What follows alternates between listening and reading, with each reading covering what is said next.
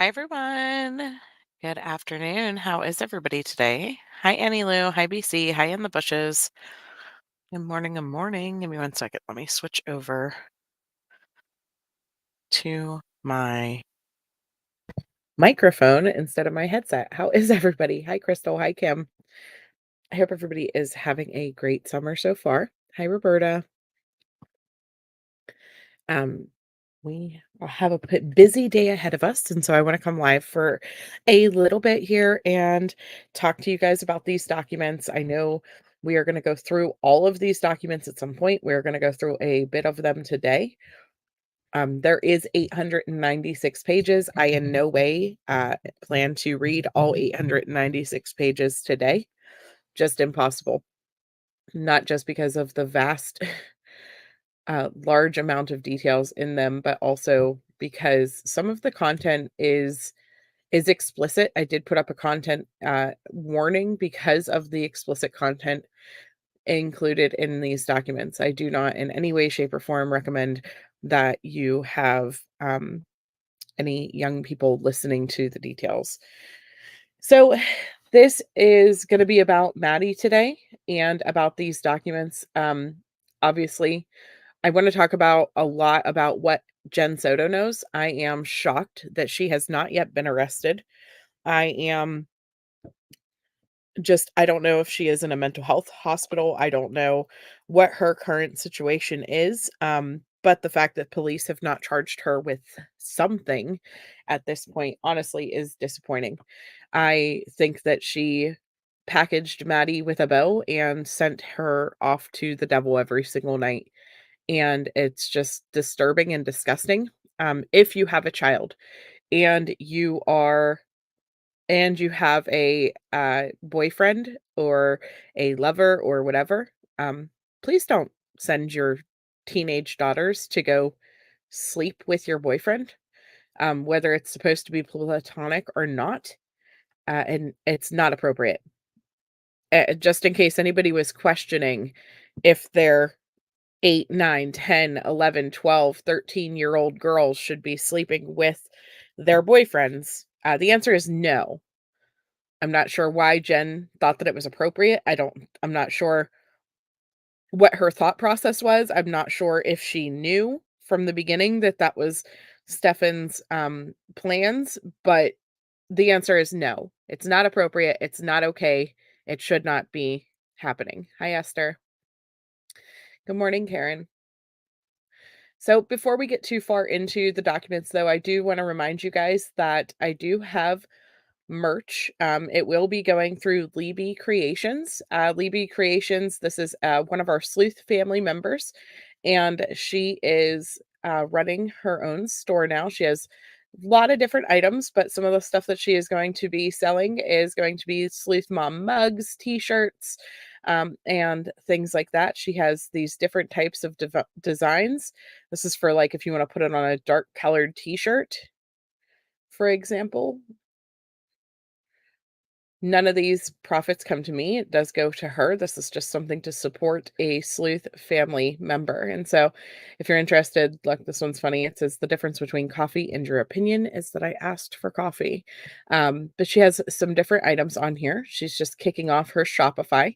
And I would love it if you guys could go and support her in any way, shape, or form and help her get this going. Like I said, instead of going through Teespring or some other site where it's going to take you months and months and months to get your merch. We had issues with some people were ordering merch from Teespring. For example, In the Bushes had ordered some flip-flops, I think it was, and she never actually got them. And so then she had to deal with the whole headache of trying to get them to refund and whatever. So this supports somebody local within our community that has her own Shopify now, making all these different awesome things.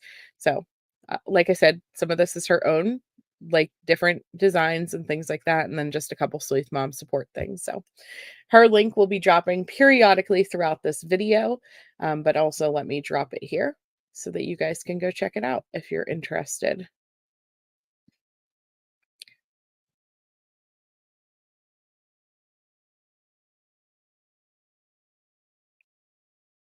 Yeah, I know, Cray Cray, right? She's not very bright. She can't be. Hi, Rhonda. Good morning, by the way, Cray Cray.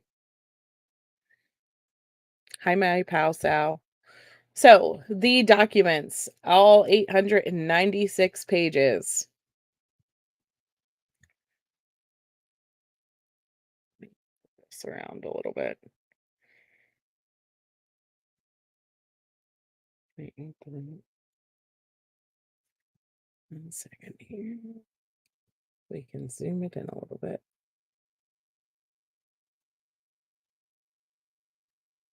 So a lot of this, we're gonna skip past the paperwork. I have read down through most of this at this point and taken notes on basically key pages.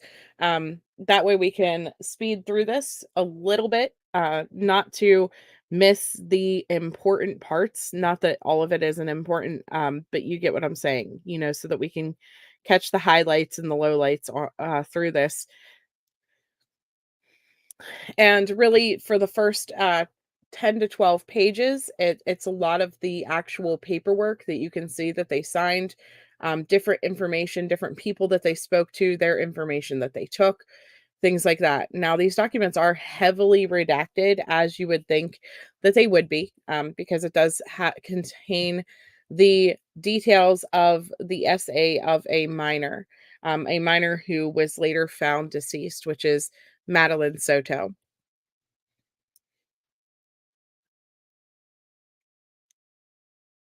Let me make it big enough so that you guys can actually read it too.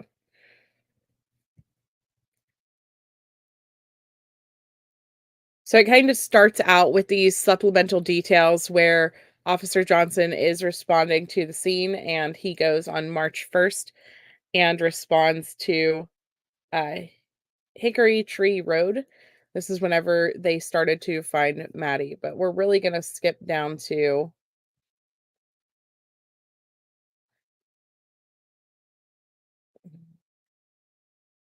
it's this one here. So this area here, they kind of go out of order with the way that they go through these documents. You would think chronological order, but that is not how they did it.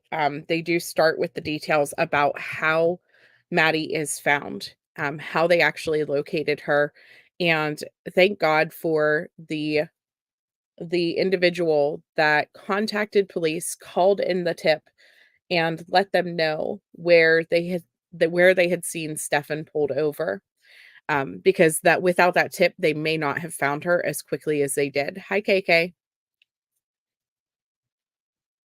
So it says on March 1st at approximately 2:30, I was contacted by Major Hinderman at request to respond to the American Classic Charter School located at 2395 Hickory Tree Road, St. Cloud, Florida, to assist with the search for a missing juvenile as an assistant to the Kissimmee PD. Upon arrival, I was tasked with identifying areas of interest to search a map based on tips received and video footage obtained.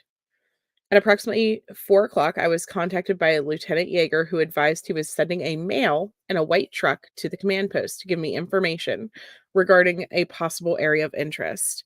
At 4:05, I was contacted by Mr. Thomas Karras, which is the witness. So he he advised that he had seen the news conference earlier this date and wanted to report a possible sighting of the suspect vehicle from Monday, February 26th. He stated that he had saw the suspect in a vehicle, a silver sedan, off Hickory Tree Road, and the subject with a tire iron in his hand, wearing a black shirt and a green hat on backwards.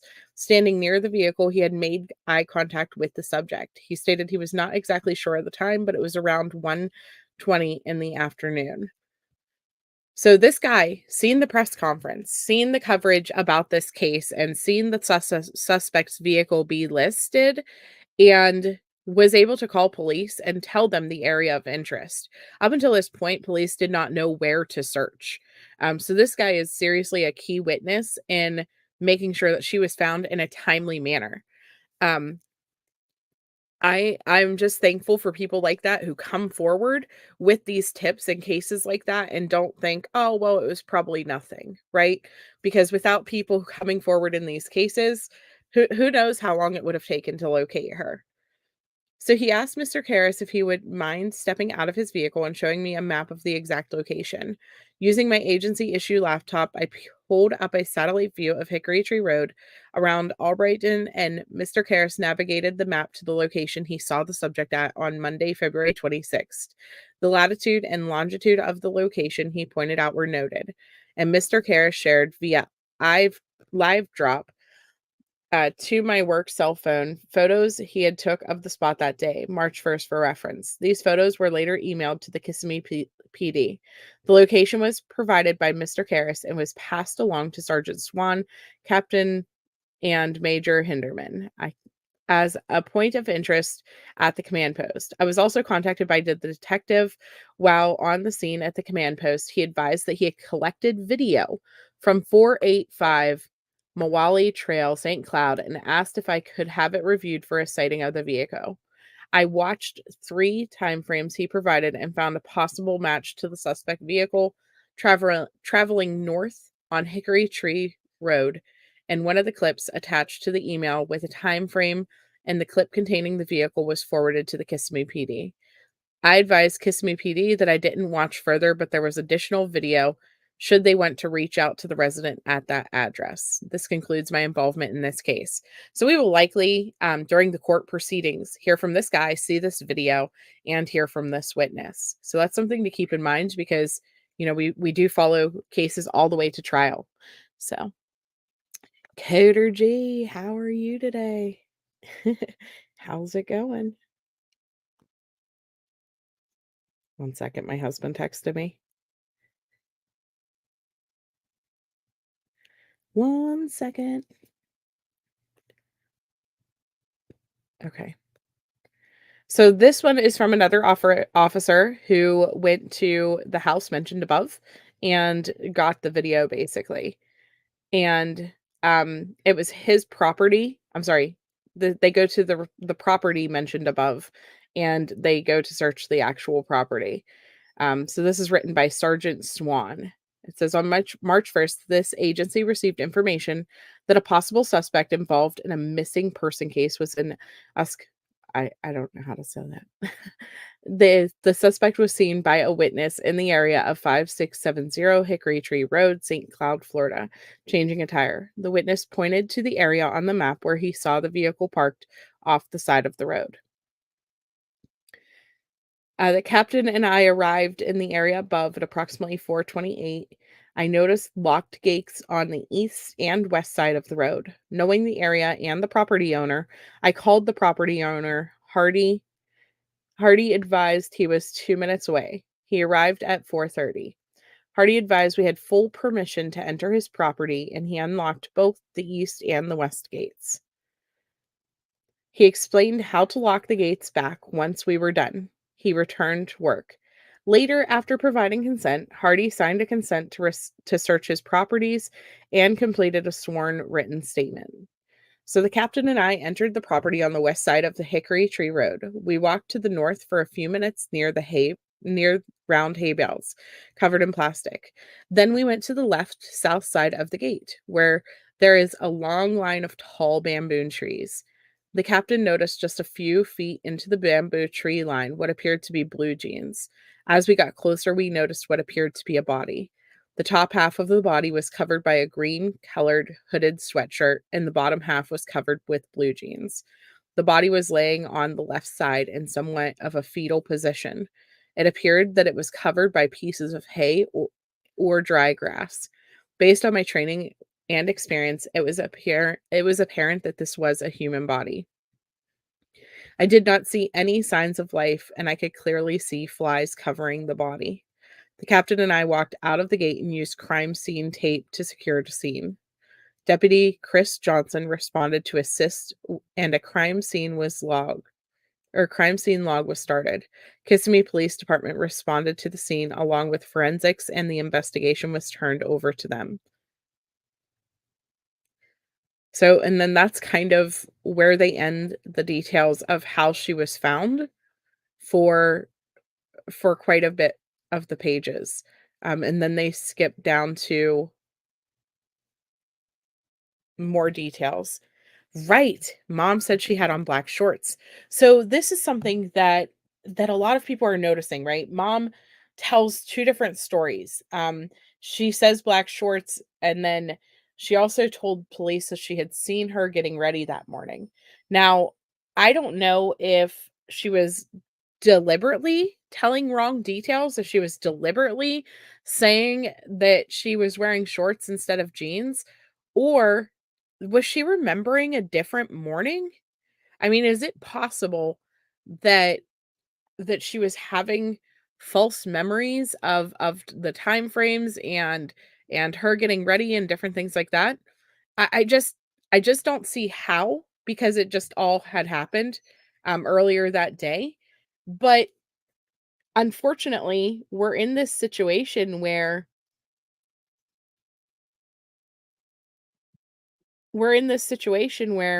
we don't have the correct information coming from mom.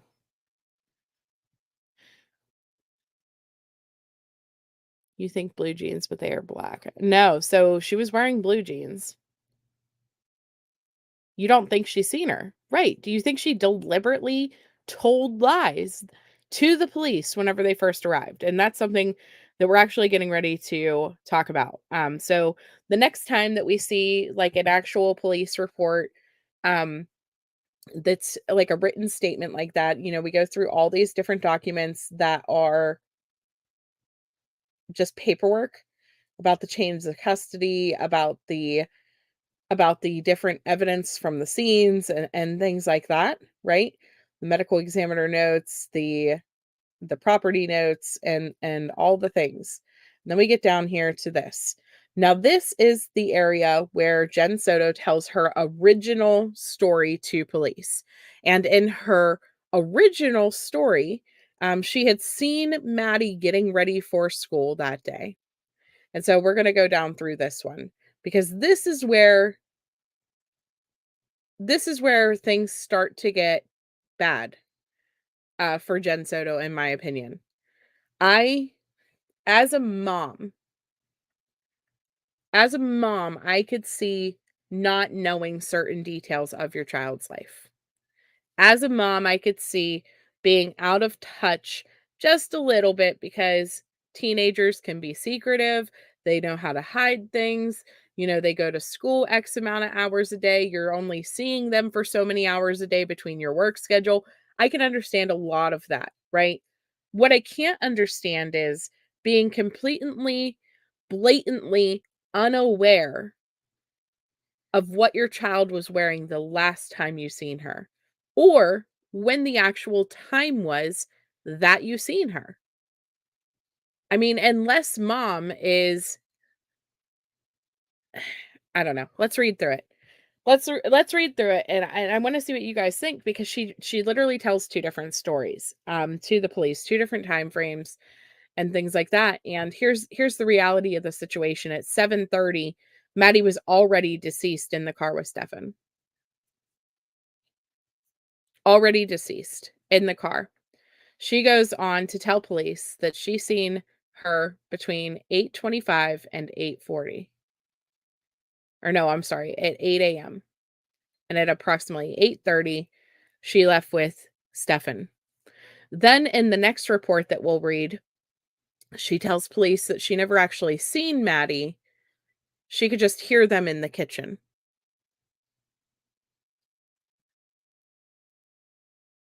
Yeah, she actually went out of her way to correct Stearns on Maddie's clothing. So that's where it doesn't make sense, right? Why would she? Oh, he says she was wearing jeans, and she says no, she was wearing black shorts. It's all weird. It's all weird. So it says on February the 26th at approximately 6:53 p.m., the Orange County Sheriff's Office received a call for service referencing a missing juvenile. At approximately 7:48, Deputy Frankie Joseph responded to the house in reference to the missing 13-year-old juvenile, later identified as Maddie. Deputy Joseph made contact with Maddie's mother, which is Jenn, who advised. This is heavily redacted, right? I'm gonna fill in names where it's obvious what the names are, but sometimes we're not gonna be able to do that. who advised in the following in a verbal and sworn written statement. So she verbally said this and wrote it. Okay. On February 26th at approximately 8 a.m., Jenn observed Maddie getting dressed for school. She observed her with her eyes, right? You would have to see that to observe. At approximately 8:30, Jenn's boyfriend Stefan took Maddie to school and dropped her off near the intersection of Town Loop Boulevard and Hunters Park Lane. At approximately 4 p.m., Jenn went to blank school and attempt to pick up Maddie. However, Maddie never came out of the school. Jenn searched the area for Maddie, and after not finding her, she went to this really long blank. Deputy Joseph made contact with Stefan, who advised the following in a verbal written statement. So he says in his verbal and written sworn statement, so he wrote and, all the things, that on February 26th at approximately 8:25 to 8:40, he dropped Maddie off approximately one block away from her school. Like, we know his stuff is all full of crap, right? We know he killed her. My thing is Jenn's statements. Why? Why be this inaccurate? And I'm not gonna lie, in the beginning of this case, whenever I was watching people question her before we had facts, before we had details, before we had any information, and people were just saying like, "Well, she had to have known." My thought process was maybe she didn't. Maybe he was doing this stuff completely behind her back. Maybe Maddie was scared to talk to her and she had absolutely no freaking clue, right? That was my original initial thought process on this. And I was honestly really frustrated with people who were just attacking her in live stream after live stream after live stream, because to me, it she could have been going through the worst day of her life. She still probably is going through the worst days of her life. I mean, her daughter is deceased at the hands of her boyfriend. It doesn't get much worse than that. I mean, and she found out that her daughter had been being sexually abused by him for years. Not once, not twice, for years. This man groomed and assaulted this child inside of her home. Photographed, videoed, likely shared that videos and photographs with people. Would not shock me one bit. And so the entire situation, it could have been this upsetting, horrible moment of realization. But at this point, after reading through these documents, I don't think there's any way she did not know. I cannot, in my mind, fathom how all of this took place, how she was sending her daughter to bed with this man, how all of this took place, and her incorrect statements put together. I cannot fathom how she's not involved or how she did not know. And that's just my opinion, right?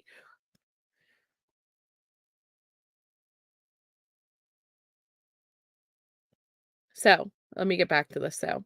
So he dropped her off at the intersection at approximately 4 p.m. Or wait, sorry. Where are we at here? So he watched Maddie leave his vehicle, according to him, and walk in the direction of the school. As Stefan was driving away, he saw what appeared to be Maddie searching through her book bag. Stefan did not think anything of it due to Maddie usually looking through her bag to find headphones so she could put them in before going to school. He drove to the vape shop, however, it was closed, and he drove to his residence. He was home for approximately an hour before he traveled back to the vape shop. After buying vape juice, he returned home and hung out with Jenn. Stefan went to run errands and returned home at approximately 2:30. So Deputy Joseph then responded to blank with Orange County Sheriff's Office K-9 unit to collect a clothing article belonging to Maddie and headed back to the intersection to which was the last known location of Maddie was seen and began a track. The track yielded negative results. Guess what? She was never dropped off at that intersection. Maddie was described as 5 feet 1 inch, approximately 110 pounds, with blue eyes, fair skin, and blonde hair. According to Stefan and blank, or I guess it would be Stefan, Jenn, and Jenn. Maddie was last seen wearing a green hoodie, black shorts, and white Crocs. So she was entered into M Resource and entered into teletype as a missing endangered juvenile, and the bolo was put out. Should be noted, personnel assigned to the domestic crime squad conducted a missing persons investigation. Detective Francis Hunt was notified and coordinated the initial patrol response, advising Deputy Joseph to rotate the report to the missing persons squad. Detective Hunt was notified that Maddie did not report to school. At this point, he made contact with Jenn and Stefan. And then it says, please see his supplemental report for details. Yeah, the mom chose to give her to the monster. Right. Why would you send a kid to bed with anyone? It's bad, guys. Like it gets so bad. This is just the beginning, right? We are just at the beginning.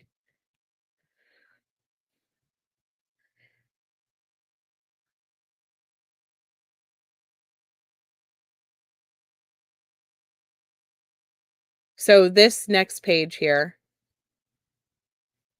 yes. This one is when we hear the details that Jenn, on a regular basis, tells Maddie to go sleep in the guest room with Stefan. 4-bedroom house. We find out that Maddie has a makeshift bedroom in the living room, and that whenever she is not sleeping in the bed with Jenn and Stefan, that she sends her on a regular basis to go to the guest room with Stefan to sleep. Morning Lioness. So it says on February 27th, Detective Acosta and I conducted a digitally recorded sworn interview with Stefan Stearns. Below is a synopsis of his statement. Stefan currently resides in Northport, Florida, but comes to Kissimmee, Florida occasionally to spend time with Maddie and Jenn. On February 25th, 2024, at approximately 2045, Stefan arrived at let's see. He arrived at, I guess it would be Maddie and Jenn's residence located at blank. When he arrived, blank was still at work and he directed Maddie to get ready for bed. Once Jenn arrived, she informed Stefan and Maddie she would like to sleep in and directed them to sleep upstairs in the guest room. She wants to sleep in tomorrow, so she wants you guys to go sleep upstairs in the guest room. If you have a child and you are currently directing them to go sleep with your significant other in a secret bedroom, far, far away from your bedroom, where you can't hear what's going on, stop doing that. Whether it's a male or a female, I just showed female predators yesterday or the day before. Don't do it. It's not okay.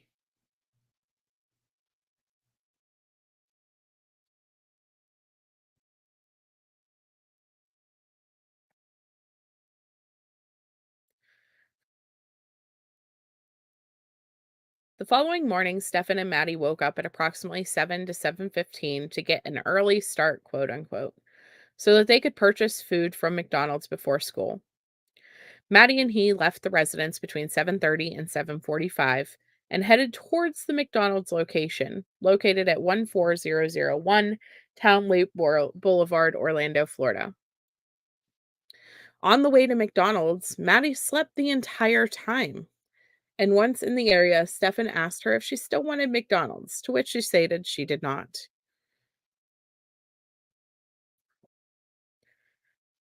So this is him, I guess, trying to explain away why she was asleep, quote unquote, in the car whenever he drove past on camera. Stefan drove past McDonald's and headed towards the school.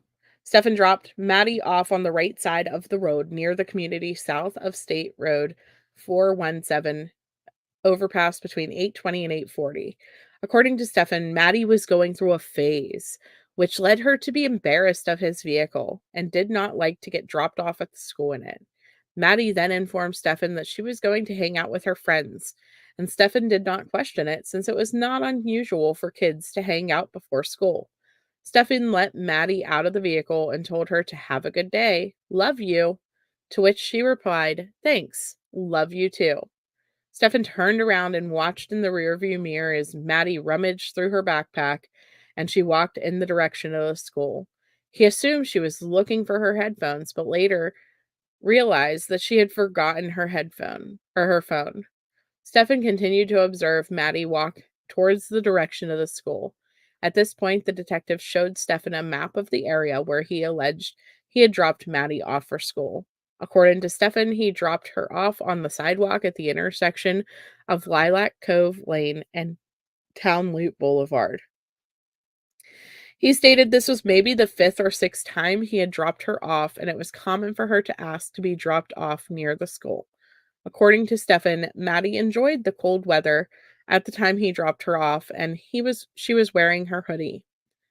I asked Stefan if he pulled into the McDonald's plaza, to which he advised he did not, because she said she did not want McDonald's.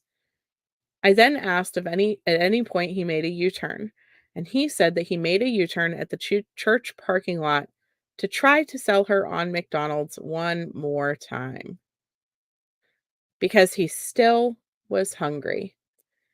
Maddie informed Stefan that she just wanted to go to school. Therefore, they turned back around. According to Stefan, he made the U-turn in the church parking lot and he showed the map of the school and the McDonald's and asked Stefan to show him on the map his direction of travel. They were on to this guy. I mean, this is the 27th. This is the next day. They were already on to him. They were already on to him. You wonder if Maddie was his first victim. Who knows? She's on disability and occasionally only works a few hours a week. She just started the new job. He was mostly unemployed. I don't-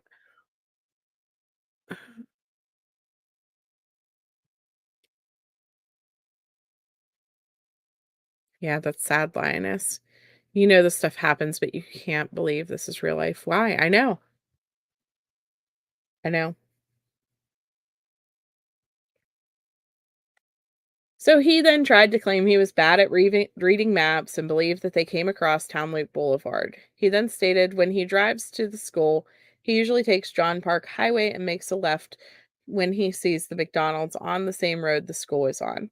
According to Stefan, he uses landmarks to get the school since he doesn't know the street names. Stefan again stated Maddie said no to McDonald's and that they had time to kill. That whole sentence, the fact that he says time to kill, like I don't know. He made a U-turn, probably by the church, and he asked her if she wanted McDonald's again. When he dropped her off, he asked her if it was okay for her to stay this early, and Maddie reassured him it was, and that she wanted to wait for her friends to get there. Stefan told her, "Have a good day," and that I loved her, and she said she loved me too.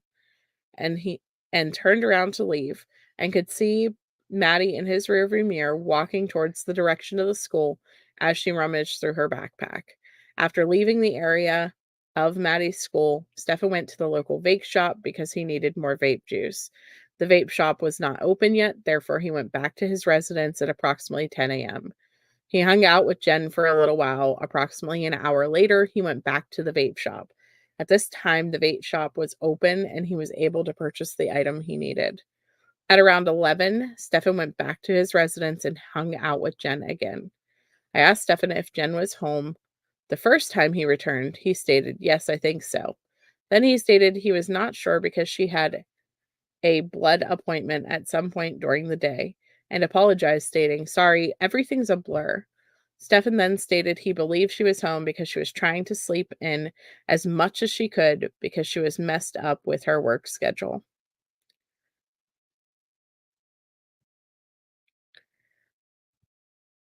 I asked Stefan if he recalled what time he went to the vape shop. He said he believed it was around 11 a.m., stating it was only a 10-minute drive. Stefan stated the shop was called e-smoker online vape shop, which is located at 13651 Hunters Oak Drive, Orlando, Florida. After making the purchase, he returned home where he remained approximately 1,245 hours. I don't know why they wrote it like that. I guess it would be until 12:45. At At that time, Stefan left the residence, heading to the area of US 192 to run several errands. He had mentioned, or Jenn had mentioned to Stefan she a wanted to make a BJ's list, and she wanted Stefan to be back in time to go with her to pick up Maddie. While on US 192, Stefan visited some card shops because he was a nerd, and there was a new card that had been released. He stated visited the Coliseum of Comics and stopped at a couple of Targets and was going to the House Rules game on Oak Street in US 192. He advised he did not make it that far because he got a flat tire. I asked him where he got his flat tire, and he informed me it was on US 192. He had into one of the plazas. He then stated it had been about 10 years since he changed a tire and had made many rookie mistakes in the process and ended up pinning his thumb between the jack and the frame. I asked Stefan which plaza he pulled into, and he stated he was not sure because he believed it was before Oak Street. You know, it just dawned on me whenever he was doing that news interview and he was keeping his hands under his arms, you know, the classic Chris Watts folded arms look that he did. Um, I bet you he did that. Like he was hiding his hands so that people couldn't see his thumb if there was injuries on his hands. He didn't want people to notice that his hands were injured. That just dawned on me. I asked Stefan which plaza he pulled into. He said he was not sure, but he believed before Oak Street. He then stated he did not make it back in time because he got a flat tire, and Jenn left to pick up Maddie without him. Stefan called Jenn to tell her what happened and apologized profusely for not being back in time to go pick her up. Once back at the residence, he hung out and straightened up the apartment. Let's just go clean up. Let's just go clean up the scene before the police come, as he waited for Jenn and Maddie. Jenn then contacted Stefan to let him know that Maddie had not come out. At this time, Stefan began to get worried and started making phone calls to Maddie's family, asking them to be on the lookout since she may be walking to them. According to Stefan, this is when everything started going downhill.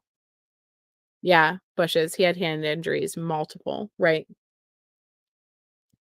I then asked Stefan if it was normal for Maddie to not have her phone, which he replied Maddie was severely ADHD, as is her mother, and he advised due to this, it was not unusual for her to forget her phone.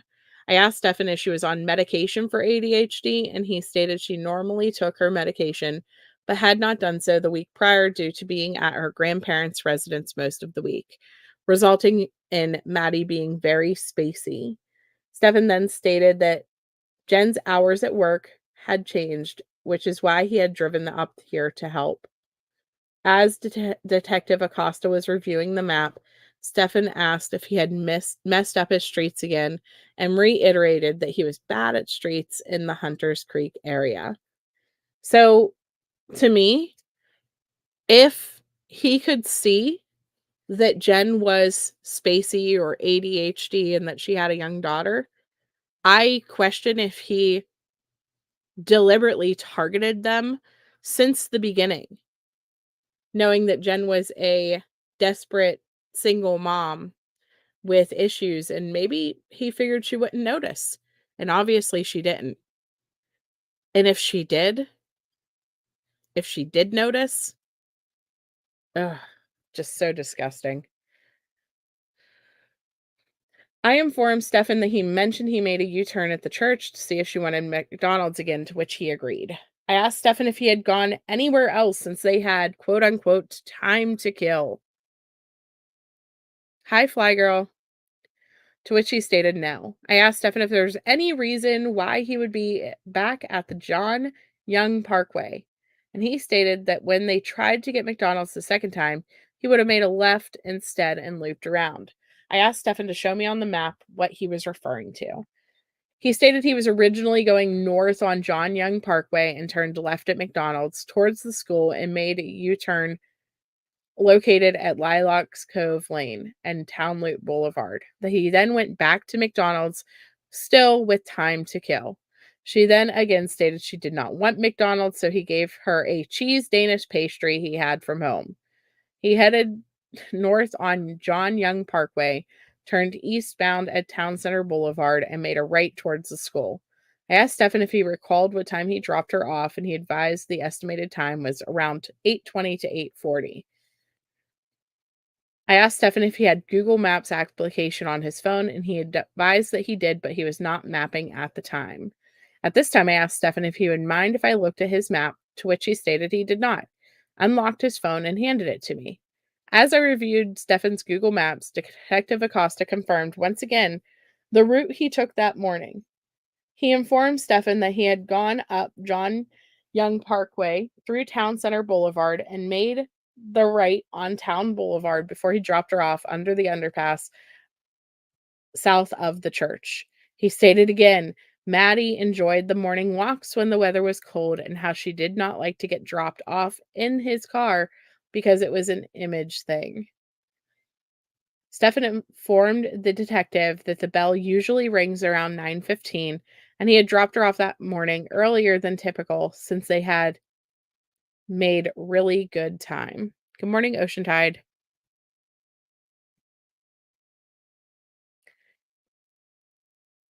Stefan again confirmed watching Maddie walk towards the direction of the school. I asked Stefan if he would mind if I checked if he was logged on his Google account, and he replied he was not logged on, but it was okay for me to check. While I looked through Stefan's Google history, Detective Acosta continued to speak with Stefan. Stefan advised Detective Acosta that he had dropped Maddie off to the school. She had her school laptop, which should still be with her. He described Maddie's backpack as black with grayish hibiscus flowers on it. Detective Acosta asked Stefan if Maddie had ever run away for any amount of time, to which he stated Maddie was very dependent on them and would not know what to do if she were to run away. He also stated that Maddie was no way the type to run away and that she was a good kid. Stefan informed Detective Acosta that Maddie had been tested a while ago and showed signs of being on the spectrum of autism and had been diagnosed with autism, but was later advised that she was not autistic. This poor kid had gone through so much. I can't even imagine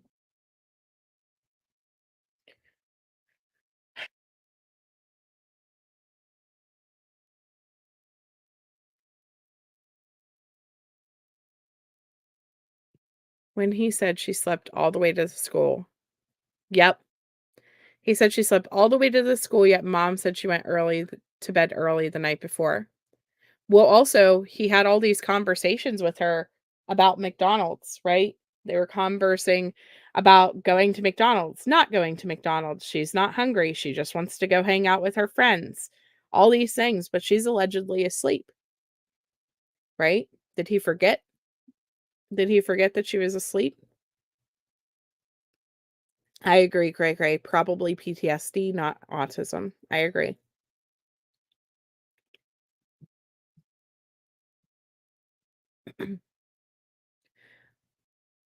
I mean, I don't know.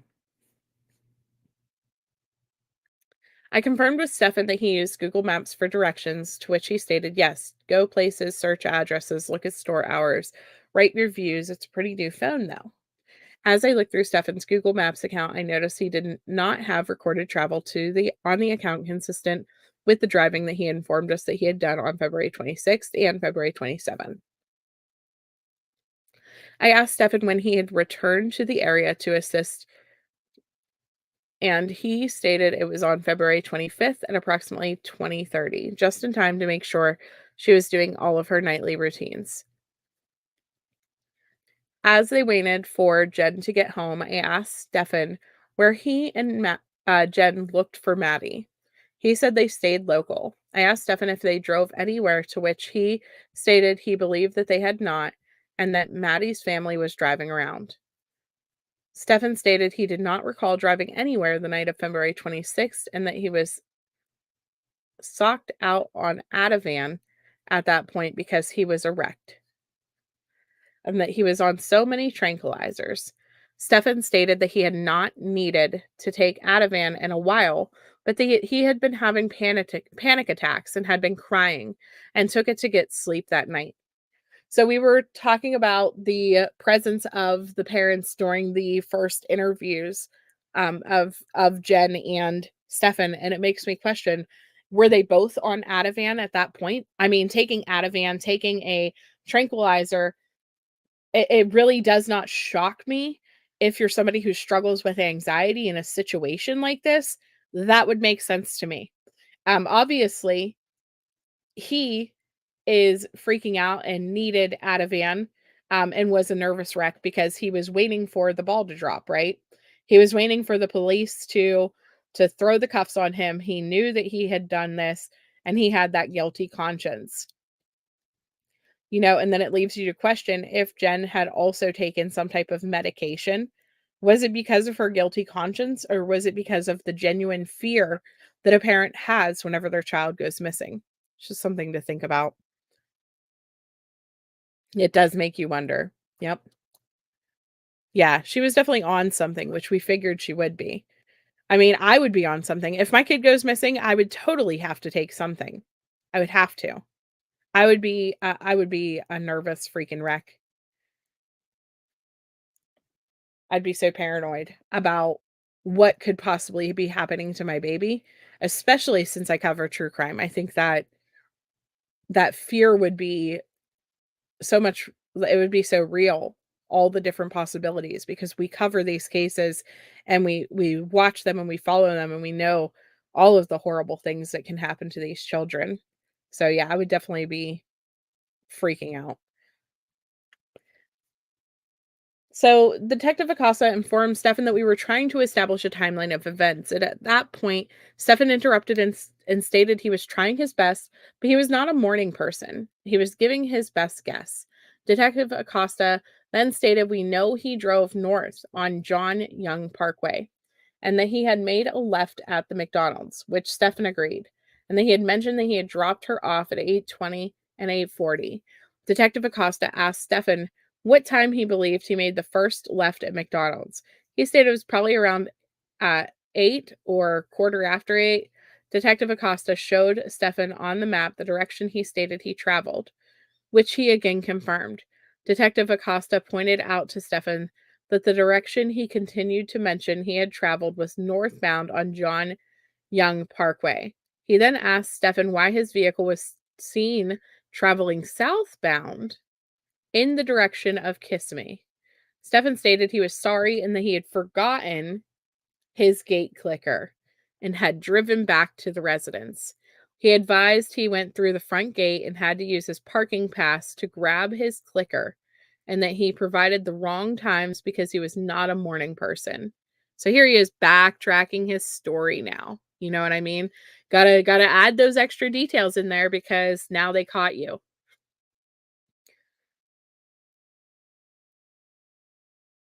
Stefan stated he had almost arrived at the school and they had plenty of time to kill, which is why he rushed back to get the gate clicker. I asked Stefan if when I looked at the surveillance for the complex, it was going to show him entering the front gate with Maddie in the front seat, and he said yes. Detective Acosta asked Stefan if he could have just waited until after he dropped Maddie off to get his gate clicker, to which he stated he could have, but he liked coming into the complex through the back gate because sometimes they were busy in the front gate, and it's better not to wait in a long line. At this point, I noticed Stefan's phone only contained minimal data on his call history. It appeared as if some of the messaging applications had never been used. I stepped away for a second as Detective Acosta continued to speak with Stefan. While I had walked away, Stefan informed the detective that he had made a joke to Maddie on the morning of February 26th, 2024, about her Crocs since she wore Crocs and socks. Stefan described Maddie as a very good girl who brought a lot of joy and it did not feel the same without her around. He stated Maddie had been so happy and she had been looking forward to him visiting and all of them being together. He stated that Maddie called him her bonus dad, advising that they had a very strong bond and that she knew nothing but love in the household. He stated that Maddie was doing well in school and that she was also singing. He then stated that Maddie had sang for him, and I reminded him of the movie Sister Act. It had reminded him of the movie Sister Act, and he told her he was very proud of her. I returned to speak with Stefan and asked him if he would unlock his phone again, which he did. I asked Stefan if he stated he did not have his phone the morning he dropped Maddie off. He replied he had forgotten it because he was too busy trying to get Maddie out of the door. I asked him if he had his phone when he went to the smoke shop, which he stated he did not the first time, but he did the second time. I informed Stefan that when I was looking at his call history, I noticed he had only had a call log for February 27th and asked him if it was usual on his phone. He stated, no, it's a new phone, and I went to do an update yesterday morning, and I don't know what I did, but somehow during the massive iOS update, I managed to factory reset my phone and lose all of my contact information. I asked Stefan if he recalled what time that occurred, to which he stated sometime while he was hanging out with Maddie. I know, nothing but love. I know that girl, Willow. Sorry. I know, Esther. He's just disgusting. I don't know how many of you guys have iPhones. I don't know much about iPhones. I try my best not to know about iPhones. But is it extremely difficult to factory reset? Because to me, like, I have an Android, in order to factory reset, it's impossible without clicking multiple buttons, especially during an update. During an update, you can't even do anything on your phone, really. So, that's a whole thing. Give me 1 second, you guys. I gotta go grab a drink of water.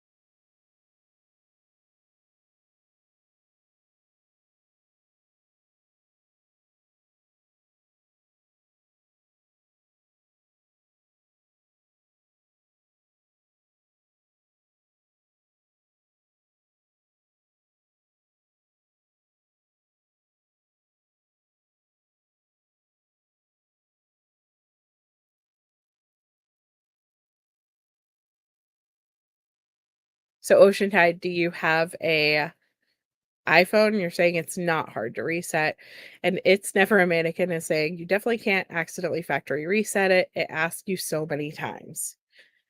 Like, you have to hit it more than one time, right?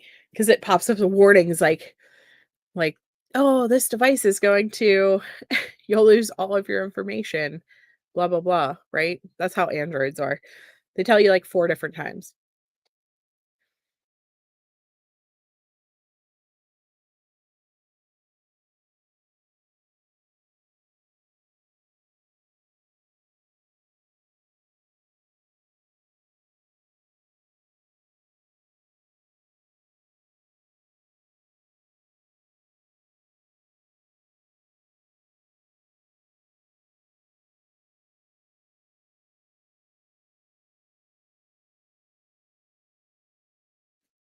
Okay.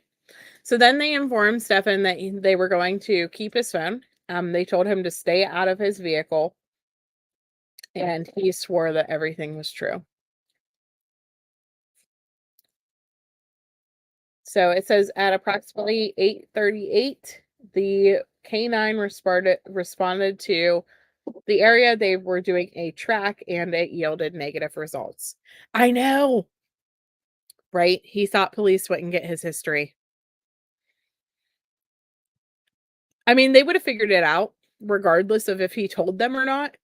But I love it whenever the criminals are idiots, right? Because this will be so much better during trial.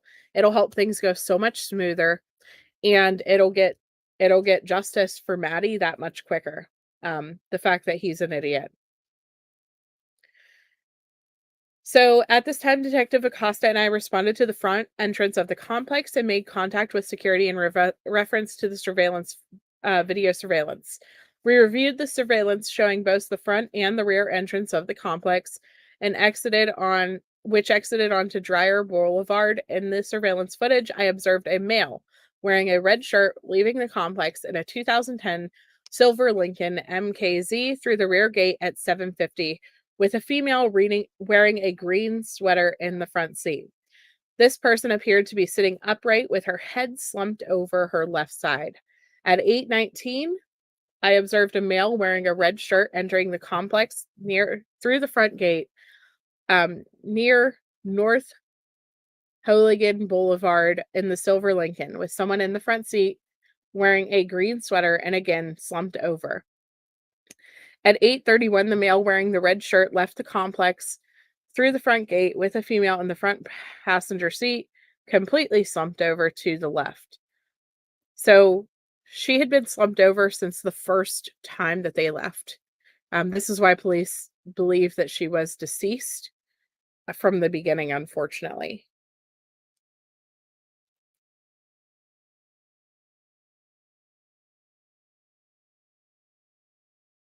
So this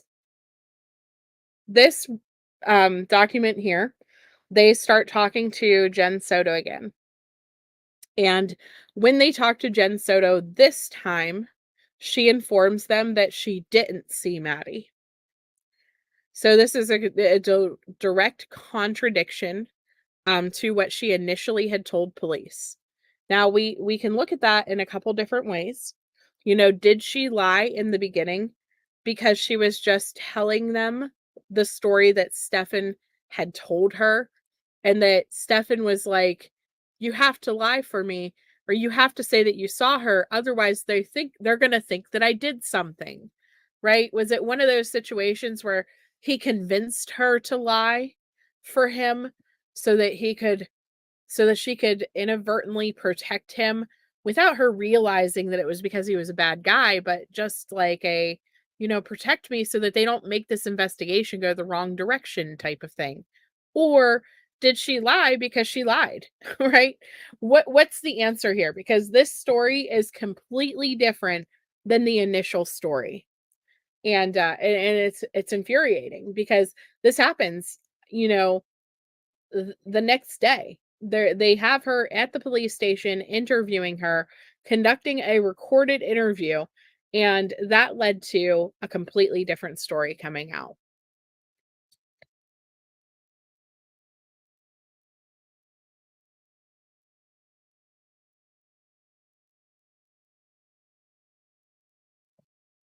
So it says on February 27th, Detective Acosta and I conducted a digitally recorded sworn interview with Jenn. Below is a synopsis of her statement.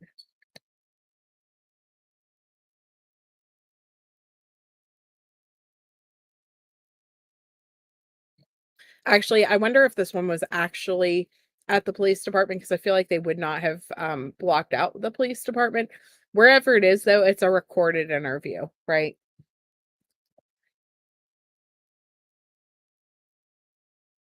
I introduced myself to Jenn and informed her I was going to be the lead detective on this investigation. I informed Jenn that Detective Hunt had provided me with a synopsis of what had occurred that day that Maddie went missing, and I informed her that I had been advised she had a new job and that she had asked Maddie and Stefan to sleep upstairs because she needed to get rest, which she stated was correct. According to Jenn, Maddie had had her birthday party on February 25th, beginning at 3 p.m. and ending at an unknown time. Jenn did not attend due to being at work. She also advised her sister had dropped Maddie off at her house at approximately 8:30, which she believes Stefan arrived shortly after that time. Stefan informed Jenn that Maddie had taken her nighttime medication. So Stefan had told police that she hadn't had her medication at all that week prior.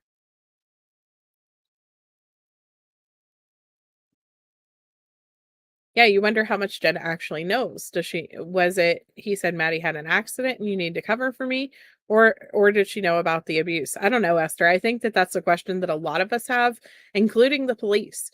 I think that this is something that they probably are scratching their heads just as much as we are, saying like, how could you not know? Right? Um, but on the other side of things, children get abused every day. Children get abused every day in multiple homes throughout this country, and parents are clueless every day. And so is it is possible that in a way it's possible that she could have not known, because children do keep that stuff quiet. But this wasn't abuse that was occurring. Let me put it this way. This wasn't abuse that was occurring at a secretive time in a secretive location where like the adult was hiding things. This was a mom who told her child to sleep in bed with this man. She sent her child to bed with this man on a regular basis. I can't even fathom that. I can't, my mind can't wrap around that. I can't imagine a world where you would send a 13-year-old girl, a 12-year-old girl, an 11-year-old girl to go sleep in bed with your boyfriend. Not just a boyfriend, but an on again, off again boyfriend. A boyfriend that you break up with on a consistent basis. I just I just can't. I just don't understand it. Oh yeah, he was definitely putting pressure on the mom. I know. We watched her during that one interview, he sat behind her. I mean, I wanna know what their interactions were once he I wanna know what their interactions were whenever he went back to the house multiple times throughout that day and was talking to them, or was hanging out with Jenn. What was that conversations? What were they hanging out talking about? Or did he not even actually hang out with her? Was he just at back there cleaning up the scene the whole time? I don't know.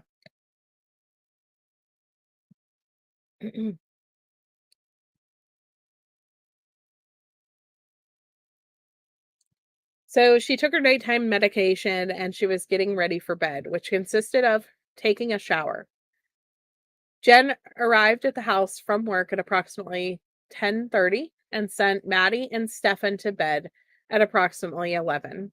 I asked where Maddie and I asked Jenn where Maddie and Stefan slept, and she said upstairs in bedroom number 4. I asked Jenn if it was normal for Stefan and Maddie to sleep in the same room, to which she stated sometimes she would send them upstairs when she needed a really good night's sleep. Jenn also advised sometimes they would all sleep together in the king size bed, and other times Stefan would sleep upstairs, meaning that Maddie and Jenn would sleep alone.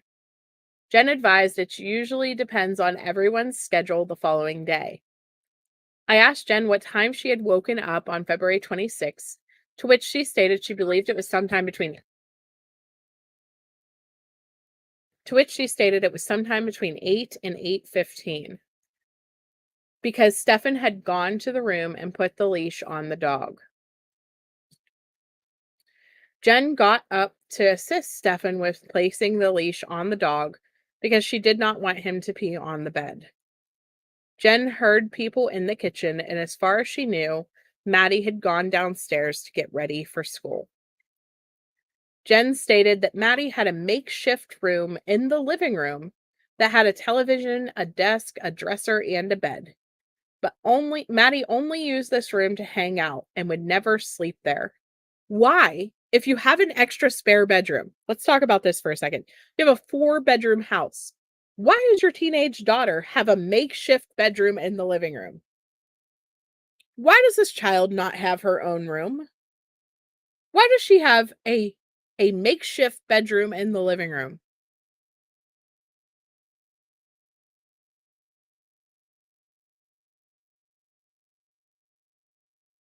Yeah, exactly, BC. If there are 4 bedrooms, why didn't Maddie have her own room? I keep hoping the answer was coming. You're getting restless waiting though, right? From what I understand, there was other roommates that potentially would live there sometimes. I know that. Mom sends her to sleep in the bed with Stefan, but does not have her own bedroom? What? 13? Without a closing door? Without a door she can close to have privacy? To to to be by herself for I can't. It's one thing to share a bedroom with a sibling. To share a bedroom with a sibling. To have your bedroom in the living room whenever you have a 4-bedroom house? Are you kidding me? Yeah, 2 bedrooms for stupid toys. Right, right. This is why I struggle. This is why I struggle to say that Jenn didn't know. She didn't even have her own bedroom. She was just expected to either sleep in the bed with Jenn or in the bed with Stefan, or in a room that was completely exposed to absolutely anybody. I wouldn't want to sleep in there either. It's no wonder she didn't want to sleep in the living room.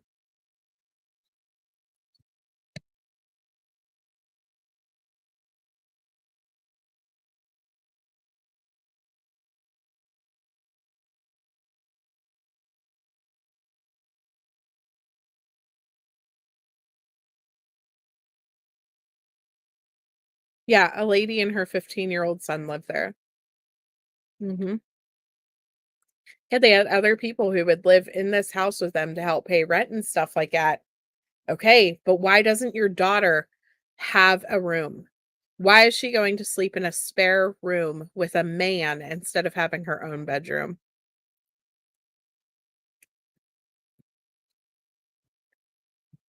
It's crazy.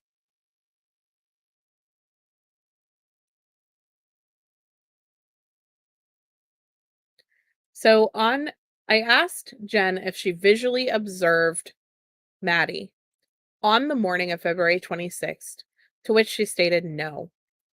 I asked her if she had heard her, and she stated she had heard people in the kitchen, but was not sure if it was her specifically. Jenn then stated that the last time she had physically seen Maddie was on February the 25th at 11 p.m.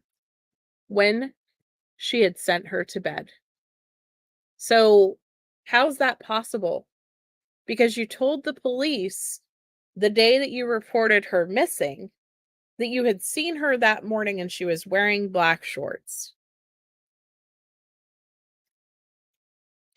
I don't know about that, Astro from space. We don't want to implicate an innocent 15-year-old in some type of crimes, right?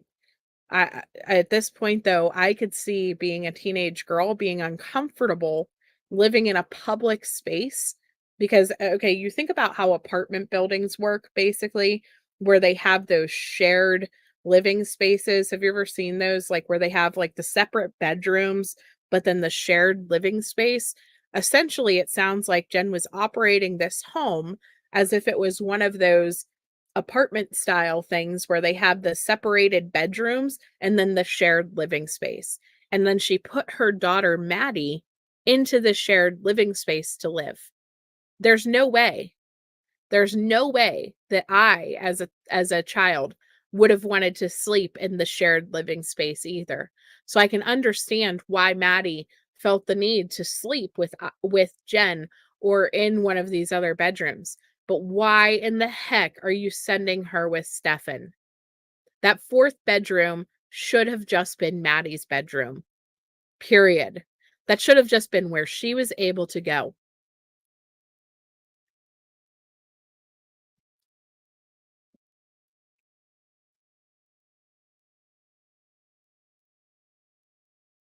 I know. I agree. Poor Maddie. I hope schools start speaking up about these issues. Children need to be aware of these predators. What day did she go missing? So she went missing on February the 26th is when they reported her missing.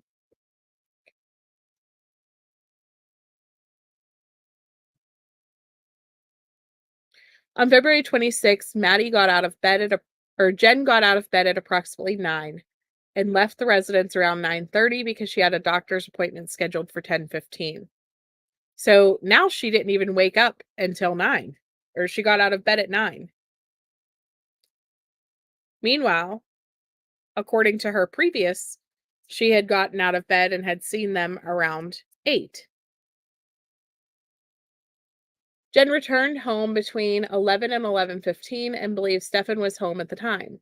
I asked Jenn what she did, or what she and Stefan did when they reunited at the residence. Jenn stated they had chatted for a little bit and she asked what happened. I asked what she meant and she said Stefan had called her around 10:18 to let her know that he and Maddie had not gone to McDonald's as planned. According to Jenn, Maddie and Stefan had planned to leave early and have a special breakfast at McDonald's. He would then drop her off at school early because she wanted to arrive early. Stefan told Jenn that on the way to the school, Maddie was very sleepy and she wanted to sleep, not get McDonald's, and just wanted to get dropped off. He also wanted to let her know that he left his phone at home by accident and had gone to the vape shop, but they had not opened in time. He waited for a while in front of the vape shop, and after it did not open, went back home. After hanging out with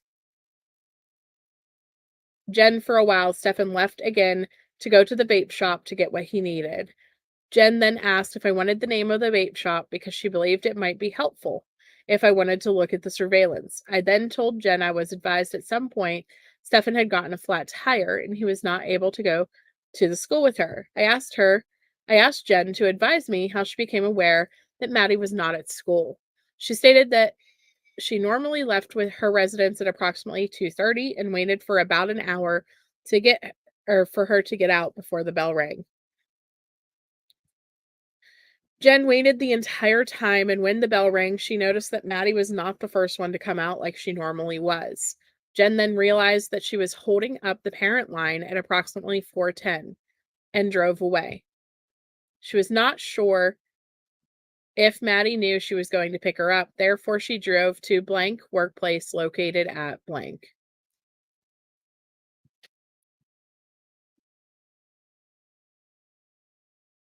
And checked to see if she observed Maddie walking. When she arrived, Blank's job, she asked if Madeline was there, to which she advised it was still too early. Jenn then parked at Hunter's Lane Park to see if she would see Maddie walking. At approximately 4:30, Jenn knew that Maddie should have reached Blank's office, and Jenn went back to Blank's office and asked if she was there, and was told not yet. That Jenn then contacted Maddie's friend Blank and asked if she was with Maddie. Blank informed Jenn that Maddie had not gone to school and that she was not in first or second period. She then asked Blank, "What do you mean? We dropped her off close to the school." We dropped her off close to the school. She should have walked to the school. Blank informed Jenn that Maddie was not in any of their periods. Jenn then began to panic because she believed something was wrong. She emailed a few of her teachers, and one replied saying that Maddie had not made it to his class and had not made it to school at all. Jenn began to freak out and contacted 911. See, this part here, this seems like real concern to me. I don't think that Jenn knew that necessarily that if this all actually took place the way that she's saying that it did, then she may not have known what Stefan had done to Maddie that day. She may not have known what he had done that day. But I still question how she could not have known about the abuse. I asked Jenn if it was common for Maddie to not have her phone, for which she stated it was common for her to forget it because she does have ADHD and is extremely forgetful. She loses track of time. I asked Jenn to explain to me where she looked for Maddie, and Jenn stated that after speaking with blank, she went to the school to confirm her attendance. However, it was already closed. She then backtracked and drove back to blank's office. After Stefan heard that Maddie didn't show up, he went to blank's office and they all waited for law enforcement to arrive at blank's office, and they did not return home until they were done speaking with the police. I asked Jenn where Maddie's phone was at the time she had gone to pick up Maddie, to which she stated she had taken it with her when she went to pick her up from school. Jenn advised when Maddie forgot her phone, she would bring it to her when she would pick her up. Jenn tried looking through Maddie's phone while waiting for the police. However, she was in a panic and handed the phone to her sister and niece. They both went through Maddie's phone and they did not see anything weird on her phone. I asked Jenn where they looked for Maddie, which she stated was the Hunters Creek area, and they returned home at approximately 8 to 9. I asked Jenn if they went back out after that, to which she advised Stefan had gone back out in the middle of the night in her vehicle. I explained to Jenn that her residence was going to be secure and everyone was going to have to stay somewhere else for the night. I explained that Stefan's car would be towed to the sheriff's office for processing because Maddie was last seen in Stefan's car. I provided Jenn with my cell phone to ask her to let me know where she and Stefan were going to stay and explained to her she could call me at any time if she needed to speak with me. So then it goes into the second interview. And I am going to go ahead and stop here for today, for now, because we are a little bit over an hour into this. And we are at page 33. So if I have a chance to go live later this evening, I will go live later this evening and we'll pick up at page 33. And if not, then we will do this tomorrow morning. But these documents, guys, this is where it starts to get bad. And so I'm going to stop here for now. Be prepared if you come to tonight's live stream. They really start going into the actual sexual abuse and the details of what they seen on Stefan's phone. They show Stefan's phone to Jenn. They talk about different videos and different body parts and different things that are seen inside of those pictures. It's honestly horrific knowing that this teen girl went through so many different things and that she had been groomed to the point that this was a normal part of her life. So we will start that again tonight. And you know, it's not something that I want to read right at this moment, because my husband did come home and has my girls behind me. So for that sensitive purpose as well. Yeah, she's lied to the police on interviews. She is hopefully she's in a mental health hospital because she definitely needs mental health assessment than prison. Absolutely, BC.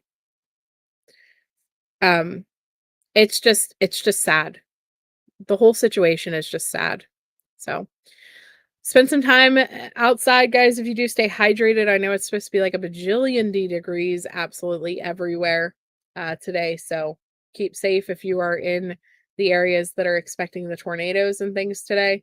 I know that there's supposed to be bad weather down south, sunshine everywhere else. So see you guys all tonight or tomorrow morning. Love you all. Bye.